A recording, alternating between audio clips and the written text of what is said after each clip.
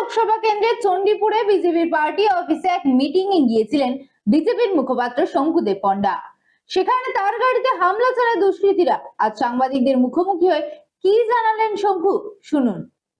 গতকাল রাতে কাঁথি লোকসভা কেন্দ্রের চণ্ডীপুরে বিজেপির পার্টি অফিসে বিজেপির মুখপাত্র শঙ্কুদেব পণ্ডা দলীয় কার্যালয়ে একটি মিটিং এ এসেছিলেন। কার্যালয়ের নিচেই ছিল তার গাড়ি। সেই গাড়িকে টার্গেট করেই বেশ কয়েকজন দুষ্কৃতী তার গাড়ির উপর হামলা চালায় বলে অভিযোগ। যদিও একজনকে হাতে নাতে ধরে চণ্ডীপুর থানার পুলিশের হাতে তুলে দেওয়া হয়, তবে পুলিশ অভিযুক্তের বিরুদ্ধে কোনো ব্যবস্থা গ্রহণ করেনি বলে অভিযোগ শঙ্কুদেব পণ্ডার।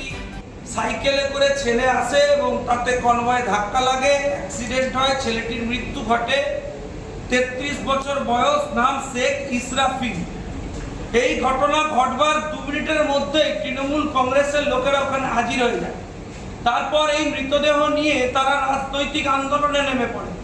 মৃতদেহ চণ্ডীপুর থেকে 2 ঘন্টা 2.5 ঘন্টা ক্যারি করে এবং কলকাতা থেকে তৃণমূলের বিশিষ্ট নেতারা ওখানে পৌঁছন। তারপর সেই ডেড বডি নিয়ে কাঁথিতে শান্তিকুঞ্জে শিশির অধিকারী, শুভেন্দু অধিকারীদের বাড়ির সামনে ডেড বডি রেখে সরাসরি তৃণমূল বিক্ষোভ কর্মসূচি শুরু করে এবং পরে তৃণমূল কংগ্রেস মাননীয় বিরোধী দলনেতার বিরুদ্ধে 302-এর কমপ্লেন পর্যন্ত রেজ করে পুলিশকে দিয়ে।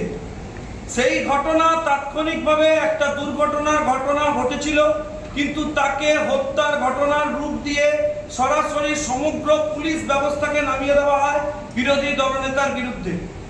এরপর গঙ্গা দিয়ে অনেক জল গড়িয়েছে। নির্বাচনী প্রচারে গত কয়েকদিন আমি চণ্ডীপুর যাওয়া শুরু করেছি দলের নির্দেশে।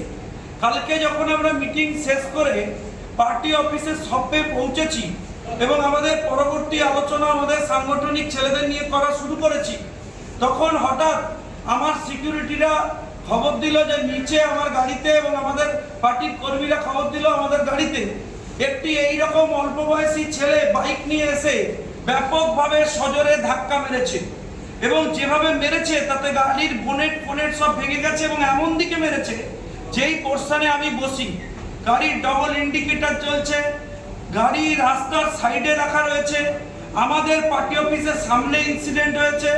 এবং গত কয়েকদিন ধরে ছেলেরা তারপর আমাদের খবর দেয় যে কিছু তৃণমূলের লোক বাইক নিয়ে উল্টো দিকে দাঁড়িয়েছিল অপেক্ষায়, কারণ আমরা জানতাম যে তৃণমূল নতুন একটা স্কোয়াড তৈরি করেছে যার নাম সুইসাইডিয়াল স্কোয়াড।